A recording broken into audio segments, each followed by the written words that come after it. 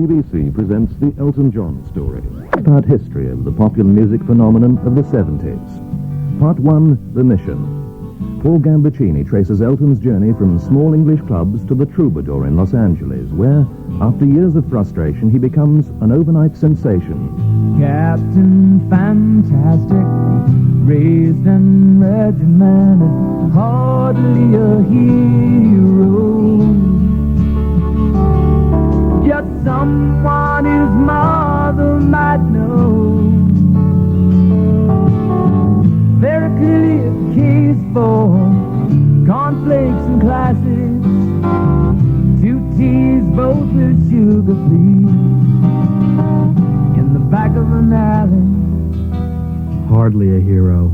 Several years and one name change from being the world's best-selling recording artist, Reginald Dwight was a shy, overweight boy raised in the London suburb of Pinner. Before he got his first music business job as a tea-boy at a Tin Pan Alley music publishers, he studied the keyboard classics at the Royal Academy of Music. I went there from the age of 11 to 15, and I was absolutely in love with pop music, but I didn't care anything about classical music, although I must admit that on reflection I did enjoy playing Chopin and Bach and things like that. And I enjoyed being in the choir at the Academy.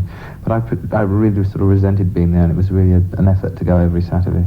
When I was first able to play, I played the Skaters' Waltz first, and then I picked up on tried to play the Poor People of Paris and things like that, all the Winifred Atwell things, which used to have records out every week called Let's Have Another Party, Volume 43, which used to hurtle up the charts, and used to consist of things like Down at the Old Bull and Bush and various other pop songs. So I used to copy her a lot, and the piano that I played on was very similar to her upright piano anyway. At least it jangled. I mean, when I used to practice for half an hour, all the classical stuff, and then after the half an hour was up, that was it, I was playing other things. And then when I first heard Jerry Lee Lewis and Little Richard, that really was the turning point for me. You know, I didn't really know those styles existed.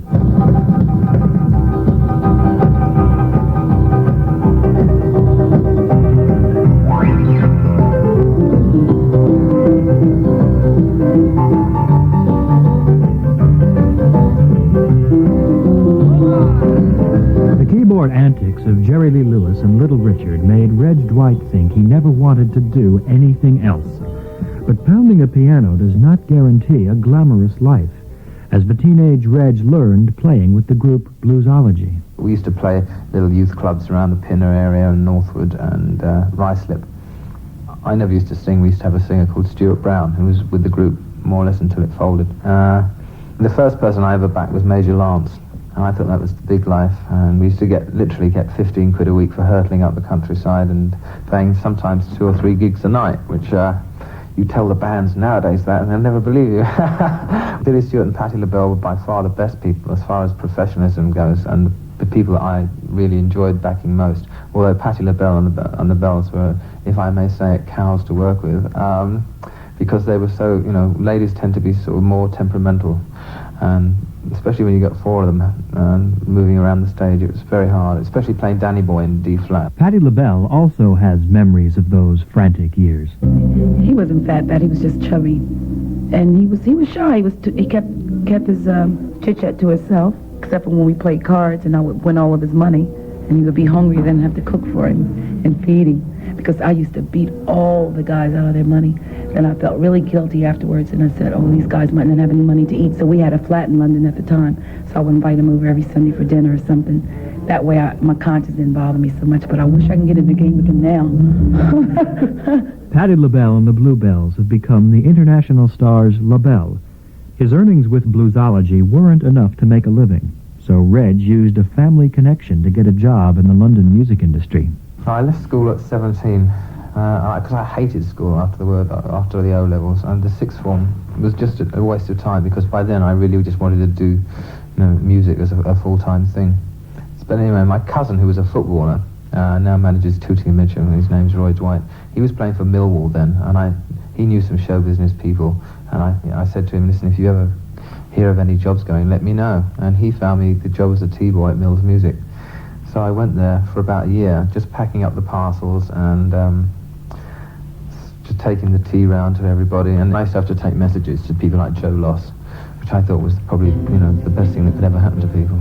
I even sort of made a record while I was a T-boy for Bluesology called Come Back Baby, which I wrote and sang on. Come Back Baby, released on the Fontana label in 1965, was the first recorded Reg Dwight composition and the first recorded Reg Dwight vocal. Come back, baby. Come back to me, yeah. And you will see, yeah, how I've changed. 'Cause you're the only love I ever had. You're the only love I ever had. Come back to me. Come back, baby. I think you're wrong, yeah. And now this song I sing, I hope will bring you back to me. You're the only love that I ever knew. You're the only love that I ever knew. Come back, come back. Come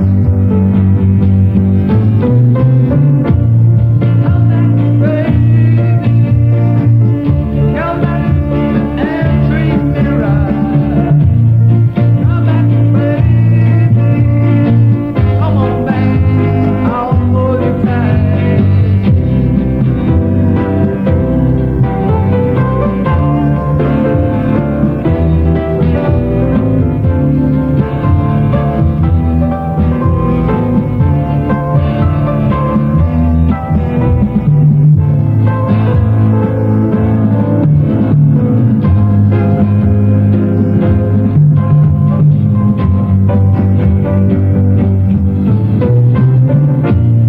Come back, baby.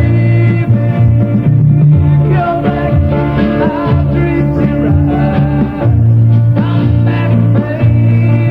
Come back, I'll hold you tight. Come back, baby. Everything's gonna be fine right now, yeah. It's gonna be fine right now, yeah. It's gonna be fine right now, 'cause you're the only love that I ever had. And you're coming back, and I'm so glad you're coming back to me.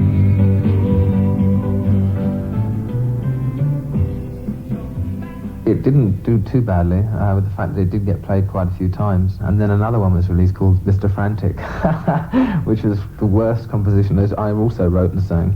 I don't know why I sang the records, because I never used to sing with a group. I suppose it was just because I wrote the songs. The group and pianist Dwight got another chance when one of Britain's famous white blues singers took a new direction. When Long John Ball disbanded Steam Packet, he was looking for another outfit to back him, and he sort of tried to form another Steam Packet with three male singers, himself, another singer called Alan Walker, and our singer called Stuart Brown, and also then later Marsha Hunt. So it was sort of like a show, a road show, a la Steam Packet, but with no big names in it, except John, of course. And then Let the Heartaches Begin change your life. I think it changed his life as well. When the record was a hit, we used to pack these places because it was his first #1 hit record. And we used to stand there and let him sing this record to a backtrack on a tape recorder. And so we'd go halfway through the show and then we'd stop and the tape recorder would come on and he'd sing Let the Heartaches Begin, which I always thought was quite amusing. And that shot to #1, and that it really eventually meant that we ended up playing cabaret clubs, which I didn't really enjoy. It was, I just don't like playing to people who's sort of eating while you're playing, you know. So John used to play cabaret, and if anyone wasn't listening, he used to sort of get really annoyed and tell them either to shut up or tell sort of rustic stories like Nellie and the Threshing Machine. So eventually I got a bit tired with it, and I don't know, I sort of decided to sort of give up. I can hear the guitar start to play, and very soon they say I was a fool to turn my love away. And with each glass of wine I feel a glow, and very soon I know I was a fool to let my baby go. So let the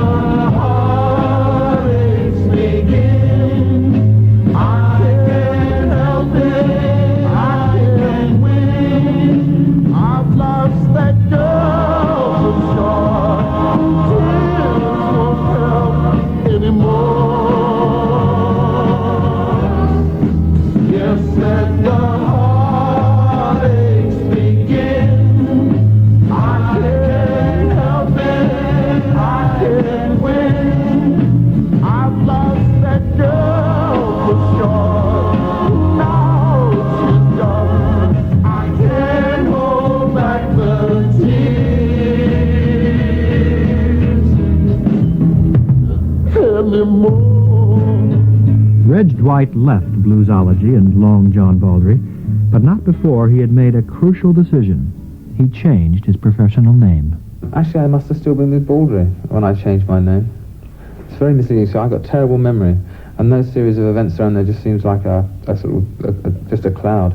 I was coming back on Scotland on the plane, and I just pinched the name Elton from Elton Dean, who was the saxophone player with Long John, and John from John's name. So it's very simple. I just said, oh, Elton John, you know, because I couldn't be Reg Dwight anymore. It was driving me around the twist. Shortly after leaving Bluesology, Elton John answered an ad in the New Musical Express that was to change his life even more than the name change. Liberty Records was going independent and advertised, "Liberty wants talent, artists, composers, singer-musicians to form new group." Elton's application caught the eye of executive Ray Williams. I went to this interview with Ray Williams, and I said, I can't do anything except write melodies, and I've never really done that. I just need someone to write lyrics with. And he just handed me this letter from Bernie, which was sitting on his desk, and said, well, get on with these. Bernie Taupin remembered his first lyrics that Elton John set to music. You have to realize that this was 1967, 68, and everybody was trying to get in the Lucy in the Sky with Diamonds bandwagon. And so I was writing things like marshmallow melodies in my mind, and the sky is bleeding, rainbow tears, and color slide city, and things like this. And they just went on and on and on with these awful sort of abstract words. But, I mean, when you look back on them now, they're just positively dreadful. I mean, yeah, awful.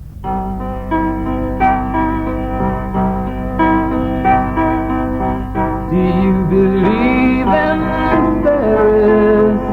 For the children's rhymes are in my mind, seen through the colors of my eyes. A rainbow in the sky, with the clouds of sea, picked by the beautiful people who've gone. Where have they gone? Where have they all gone?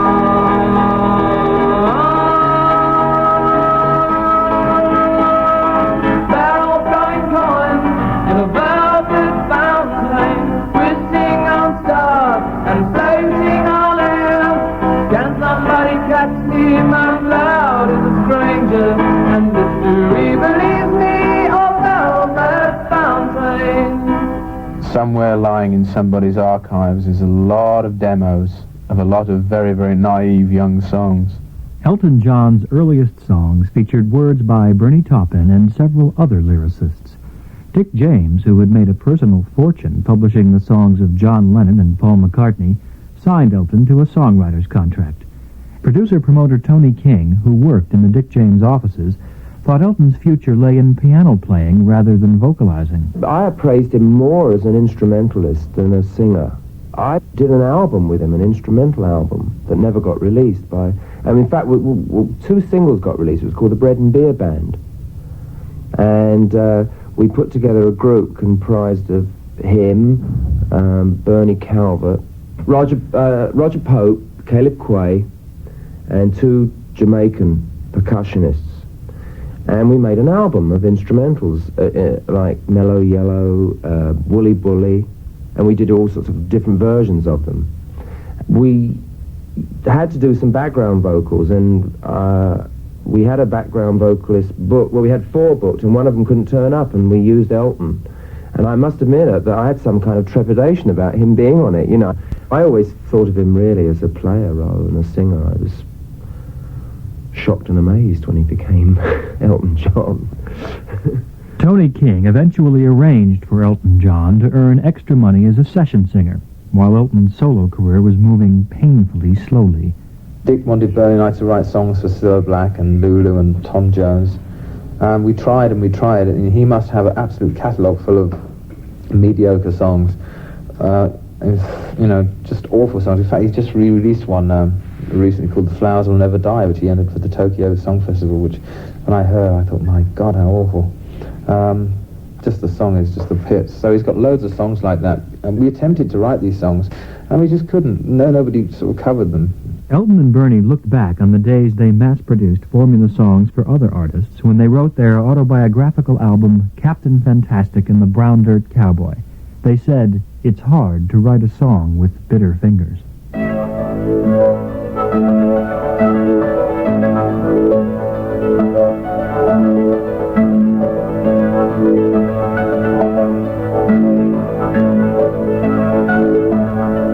I'm going on the circuit, I'm doing all the love, and I really need a song, boys, to stir those workers up, and get the wives to sing it with me, just like in the pubs, when I worked the good old Hubs and Stephanie. Knock a line or two together for a friend. Sandman with tear and Houston with a happy end. And we need a tune to open our season at South Bend.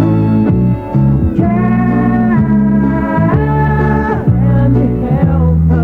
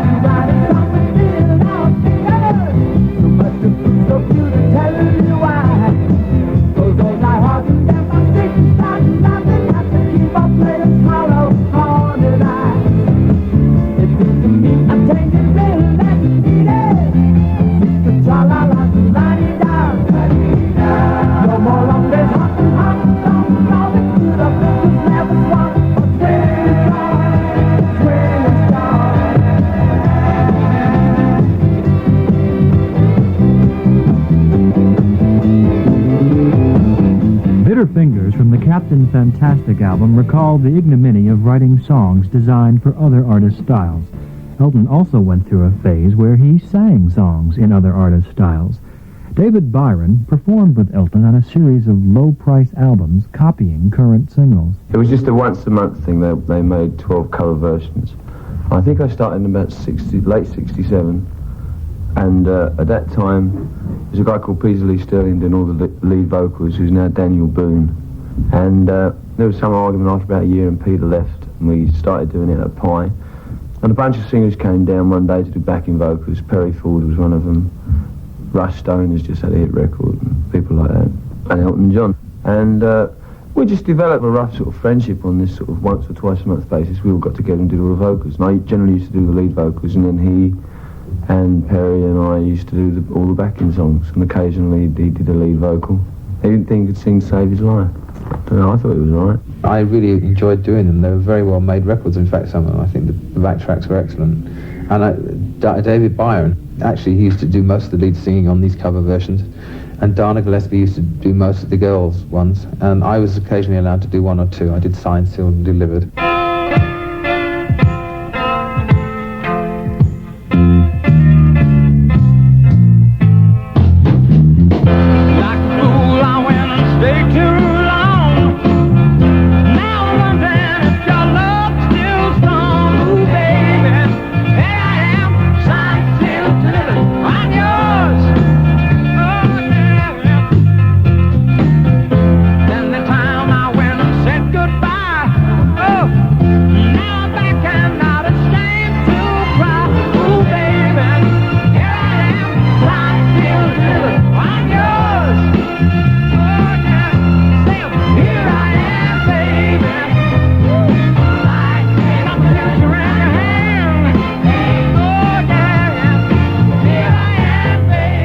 It wasn't just British cover merchants who employed the versatile Mr. John. Oh yes, for a Dutch record company, this was a totally different kettle of fish. And this is when Saved by the Bell was #1, and they wanted someone to sound like Robin Gibb, so I had to stand there holding my neck going, I cried for you. So after 6 takes, my neck was absolutely it was swollen up to unbelievable proportions, and I had to stop. Elton and Bernie were making a living, but not a reputation. Their compositions were hits for neither themselves nor other artists, and they needed guidance to change their approach. That guidance came from Steve Brown. Steve Brown came to work at Dick James as a song plugger, and we sort of put our faith in him because we'd more or less put our faith in everybody else in the office, and they were fed up with us probably. So Steve said, well, listen, you've got to stop writing these songs. You've got to write what you feel and be honest. And Steve is very much like that. He's a totally honest person. And we were very hurt for a couple of weeks and didn't speak to him. And he said our songs were all rubbish. Steve Brown himself remembered his famous criticism of the John Taupin songs. I just wasn't impressed. I thought it was really boring and very ordinary, and just ordinary commercial pop stuff. And so I told him that. And because within the office he'd been a minor star, I think he was a bit deflated by that. Which I didn't do that consciously. I just said what I thought. And he went away, and apparently he thought about it quite a lot, and came back and asked me what I thought he should do. He was listening to one type of music, which was mainly American West Coast music, and then going away and writing very English bubblegum pop music, and it just didn't seem to make any sense to me. And so I suggested that he wrote more in the vein of the songs the music that he enjoyed most, rather than just trying to write a hit song for Dick James. The impact of Steve Brown's words fell first on lyricist Bernie Taupin. Skyline Pigeon came before Lady Samantha, and I think it was the first song we wrote that we actually thought, well, here's a nice tune and reasonable lyrics, and it says something a little more than what's gone down in the past. And that was one of the songs that we presented to Steve Brown, I'm sure, and he said, there you go, that's more like it.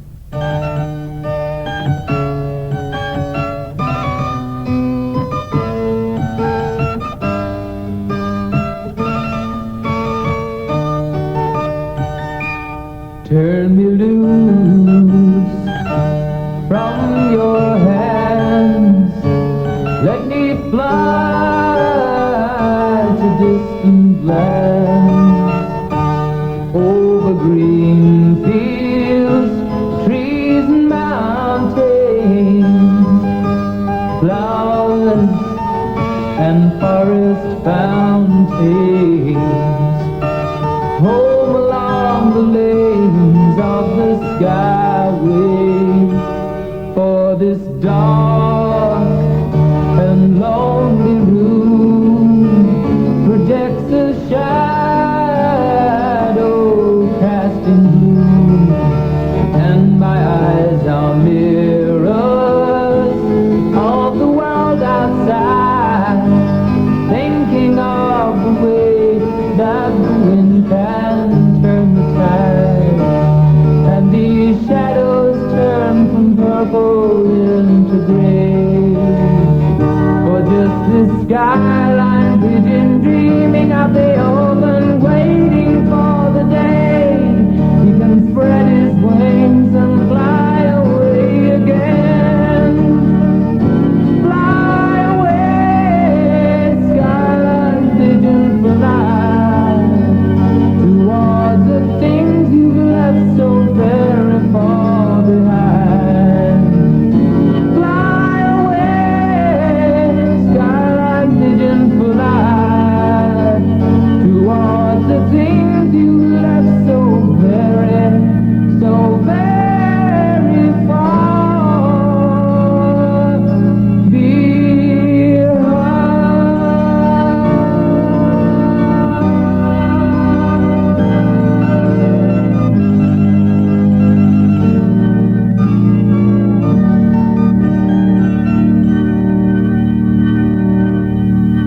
When you hear that song now, I mean, it's a little pretentious and a little naive, but it was a step in the right direction. Skyline Pigeon was one of the songs eventually chosen for Elton John's first album, Empty Sky. Steve Brown's advice also inspired Elton and Bernie to write Lady Samantha. But although Elton and Bernie liked it, Dick James and his son, DJM Records manager Stephen James, had hopes for a different single. Lionel Conway remembered the scenario. Steve and Dick really weren't into Elton's material. They wanted him to do other writers' material. In fact, he did actually record a Don Black, Mark London song. And Dick wanted to put this out as a single. I wanted Lady Samantha. And between Steve Brown and myself, we got our own way, and Steve produced a single. When I took it into Dick and Stephen the following day, they said, it's a pretty good demo.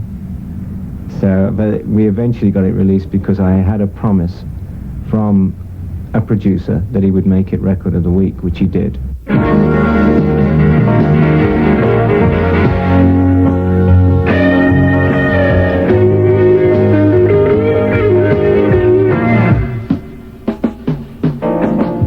When the shoe and the screaming and the evening is still, Lady Samantha glides over the hills in a long satin dress that she wears every day. Her home is the hillside, her bed is the grave. Lady Samantha glides like a tiger over the hills with no one beside her.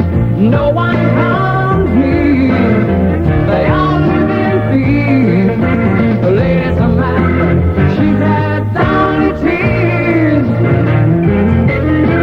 Lady Samantha glides like a tiger over the hills with no one beside her.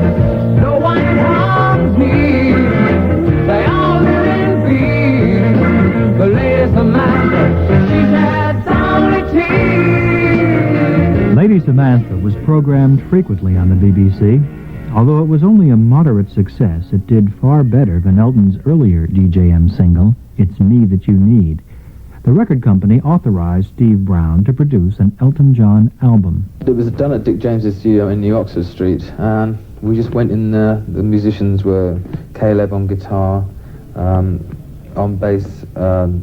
Who was on bass, folks? Tony Murray, he used to be with the Plastic Penny, and then later the Trogs, and Roger Pope on drums, and Nigel on one track, and me on piano, and that's really all there was to it. And the album, I think, was probably the cheapest, definitely the cheapest album we've ever made. Empty Sky has always been my favourite song on the album. I mean, I like Skyline Pigeon, but Empty Sky on that album is my favourite song.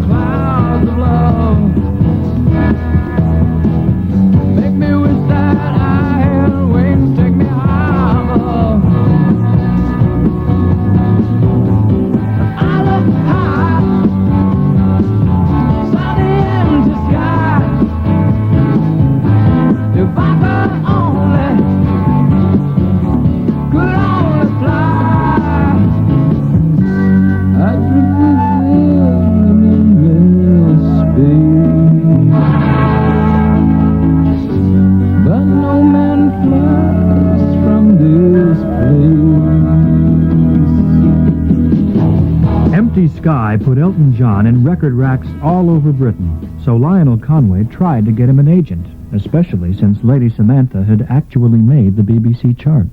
The record got into the 40s, and Dick called me to his office, and I was very, very friendly with Elton, and Elton wanted myself and Muff to manage him, Muff Winwood, and we went round to see Dick, and Dick offered the management to us.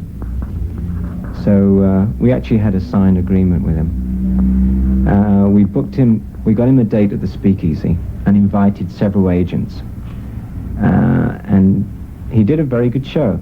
And I really enjoyed the show. I went to see the agents who were there, and they all turned him down. They said, "There's no way he's going to happen." The agents just weren't impressed, and one of them said that whenever he sees an act, he imagines that act at the Carnegie Hall, and he could never see Elton John at the Carnegie Hall. And then after that, you know, because we couldn't get an agency and because we didn't really want to lose our friendship with Elton, we gave him back his management. And then maybe I shouldn't have done. If things looked bleak on the agency front, they looked non-existent in the United States, where no record company was willing to release Empty Sky. But a Los Angeles-based DJM representative finally found someone who would at least sign Elton, Uni Records executive Russ Regan. I was talking to Lenny Hodes, who was working for Dick James at the time. Lenny had told me that he had just gotten his release from Bell Records, and that about 5 companies had turned him down so far. So my initial reaction that morning at breakfast was, well, my God, if 5 companies have turned him down, he can't be very good. So I, as a courtesy, took the product and I took it back to my office. And about 5:30 or so, I said, well, I'll at least listen to the product and see what it's like, you know. And my God, when I heard the album, I said, somebody's crazy, because this guy is really good. And I said, I know Lenny is shopping this artist. What if he's taken it to some company and they've accepted him and I'm too late? And I panicked. So I immediately called the Continental Hyatt House and I asked for Lenny, and thank God he was in. I said, have you anybody interested in Elton John since we talked this morning? And he said, no, frankly, he said, I haven't had any response. And I said, well, I'll tell you what, I kind of like him, okay? So why don't we talk about making a deal? And would you believe, this is the honest-to-God truth, that I signed Elton John to a recording contract to Uni Records for no money. I got him for nothing. Russ Reagan's bargain still wasn't worth much, but that would change dramatically when Elton recorded his second album. Steve Brown realized the LP would be crucial to Elton's career. He had heard a demo tape of a song he considered a potential smash hit and called Paul Buckmaster, who had arranged David Bowie's Space Oddity for producer Gus Dudgeon. Steve Brown imagined Buckmaster could do an imaginative string arrangement for Your Song.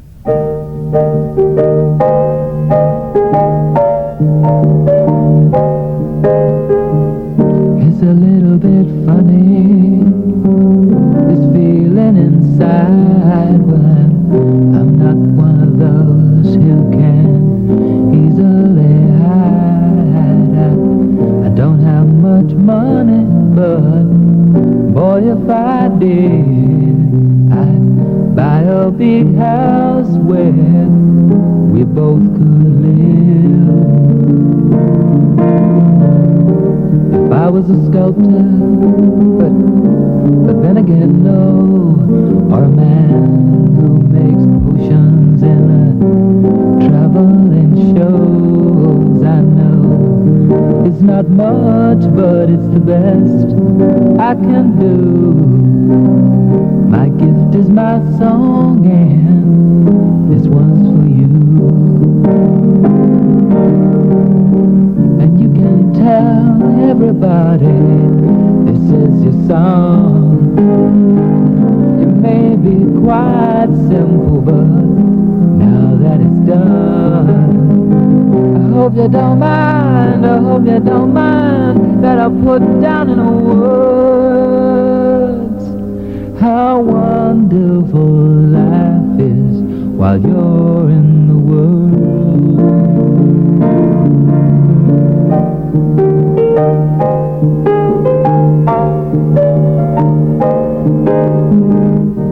I sat on the roof and kicked off the muss.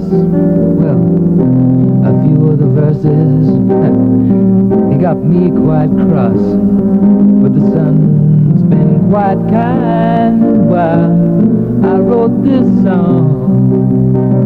It's for people like you that keep it turned on.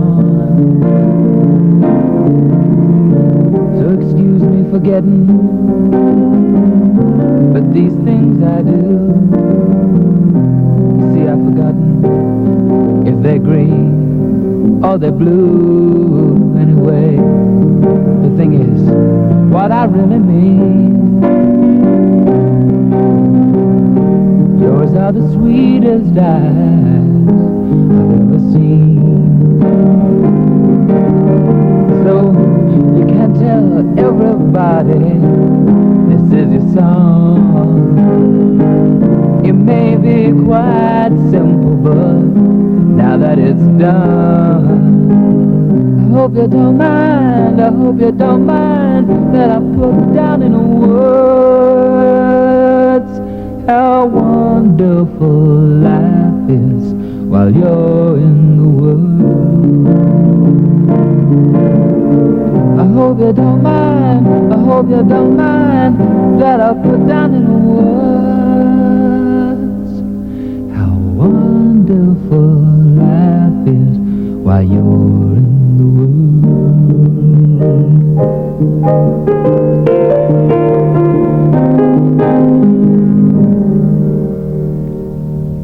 After hearing the demo tape of Your Song, Paul Buckmaster wanted to arrange not just a single, but an entire album.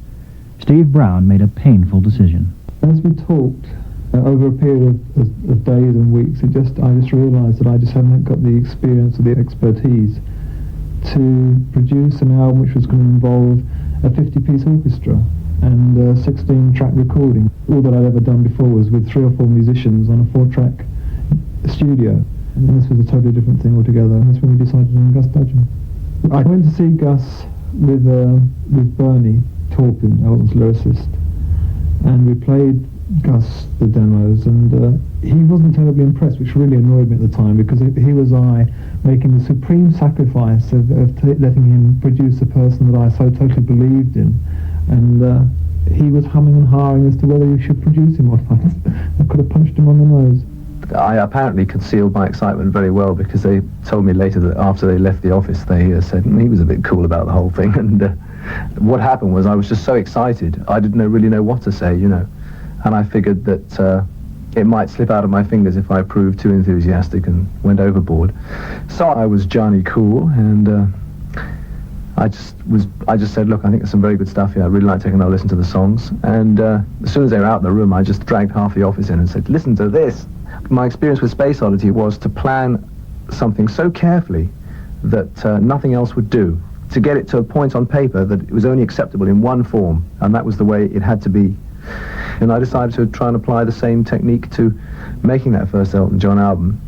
Plus, I had a big budget. I'd been to see Stephen, and I said, this has to be, a really big budget album. And he said, oh, you'll never get that. No, I'm sorry. Dick will never agree to that. So I said, well, you're going to have to ask him. So he called me back about 2 days later and he said, you've got it, carte blanche. And I have to take my hat off to Dick. He had the faith to put in that kind of money and to give me more or less carte blanche. And I spent more money. I spent about £6,000, which is about 3 times what anybody was normally spending in those days on an album, especially if somebody was unknown. The recording process was quick and orderly. As Gus Dudgeon figures it, the entire album took only 1 week to record. We'd do 2 tracks in the morning, 1 in the afternoon, and then put his voice on for the rest of that session and in the evening. And we just worked through the week till everything was done. Then there were some strings that were overdubbed towards the end of the week, and then we mixed it the following week, I think in about 4 days, and it was all over. And in fact, I can safely say there's never been a week that's been that important in my life, really, or in my career anyway, maybe not in my life, as that week, because it's meant everything to me since then, really. The first single released from the Elton John album was Border Song, a number Elton remembered with amusement. It was only 2 verses long, originally, and I just plunked the other one in because it wasn't long enough for a song, really.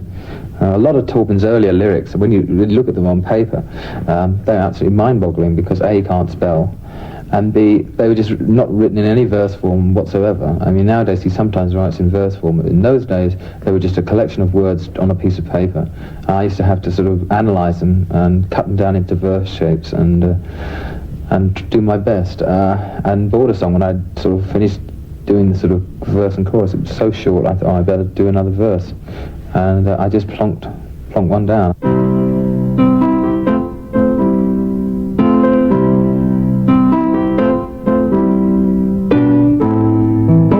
Moses, I have been removed.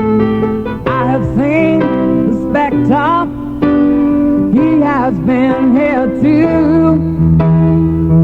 Distant cousins from down the line, random people who ain't my kind. Oh, there, Moses, I have been removed.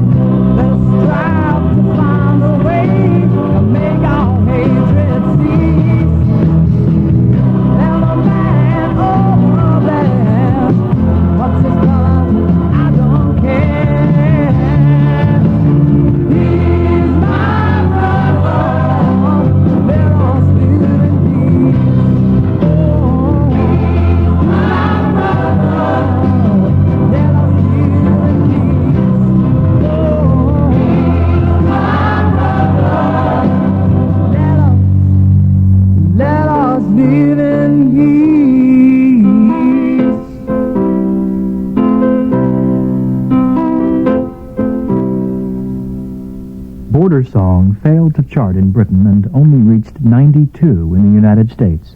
Elton John and his friends had made a classic album, but very few people knew it. It was a case of the perennial music business problem: how to promote a record by an unknown artist. We had to have a big conference and decide what was wrong, and Steve Brown said, well, what's wrong is obviously the fact that you're getting a lot of play on the radio in Britain. You've got a certain name now, but you've got to go out on the road.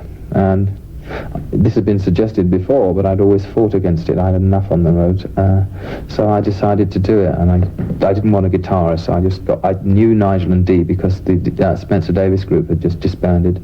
So we formed a band and decided, did odd gigs, very odd gigs, some of them. The first gig we ever did was in Paris with Sergio Mendes, where we had cabbages thrown at us and pennies, and went on to booze and came off to even more booze. And we did the pop proms at the Roundhouse, and we started to do quite well. And we decided, at the invitation of the American record company, Uni Records, to go over and play the Troubadour. The Troubadour is a club on Santa Monica Boulevard in Los Angeles, operated by Doug Weston. The Troubadour holds about 300 people. At the time when Elton was here, it held about close to 400, I think, maybe 350. It's a club that is not particularly beautiful. I'd say it's relatively plain. places that have too much atmosphere or are too locked into a particular decor tend to detract from the artist rather than add to it. On August 25th, 1970, Elton John played the Troubadour. The highlight of the set came during Burn Down the Mission, when Elton kicked away the piano bench and played on his knees. On August 26th, he was the sensation of Los Angeles. The audience had gone mad for the Englishman, and Robert Hilburn of the Los Angeles Times had written a review calling Elton rock's next superstar. The thing that struck me first of all was that he didn't seem to be a copy of anyone else I had seen around. I mean, so many you actually see are Leon Russell Jr.'s or nowadays Elton John Jr.'s, Neil Diamond Jr.'s, the Beatles Jr.'s. He was a guy who was different. You know, at least he was setting out on his own course. And I think like the third number was Country Comfort, and it struck me as so well crafted, and the song itself. And so it struck me that if he and Bernie could write a song as well as that, which was somewhat different from the other things they had done, and his vocals were good, the arrangements were solid, and the songs kept coming, and they were somewhat equally impressive. And then at the end of the show, he did something that was really extraordinary in a way. He kicked the piano bench away and went down on the ground and played the piano on his knees and so forth, and got up and asked the audience to sing along with him. And those are things that were terribly unfashionable, unhip. No one really did that. It was really, it was a embarrassing thing to do, in quotes, at that time in rock and roll. So the fact that he would do this, too, it seemed like the guy had a lot of style. The music was good. He was charting his own course. So the overall impression that evening was, you know, in a time when rock and roll wasn't producing anything very fresh, seemed really fresh and exciting. Burn down the mission, Lord, if we're gonna stay alive. Watch the black smoke fly ahead and see the red flame light the sky. Burn down the mission, Lord, if we're gonna stay alive. It's our only chance of living. Take all you need to live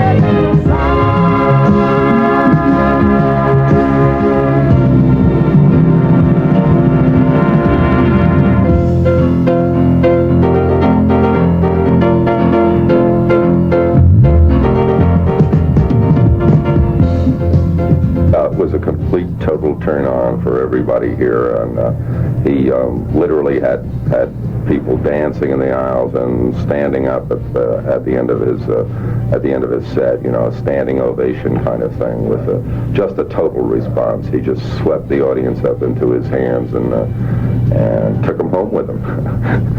It was a very, very winning evening, and the word of mouth off of that was just phenomenal. And as the week went on, of course, people just showed up in hordes. It was a very full engagement, considering that it was the first time he'd been seen here. You know, it was like a sellout engagement. The critics spread the word about Elton John across America. Radio stations spread the music. Elton John and Bernie Taupin were launched on an international career for which they had no plan. We bumped in the town, and it went out for the town, and when we got fantastic, and the round the tower from me, and all the world to the town. We bumped in the town, and it went out for the town, and when we got fantastic, and the round the tower from me, and all the world to the town. Elton John, The Mission, was written and presented by Paul Gambaccini and produced for the BBC by Teddy Warwick.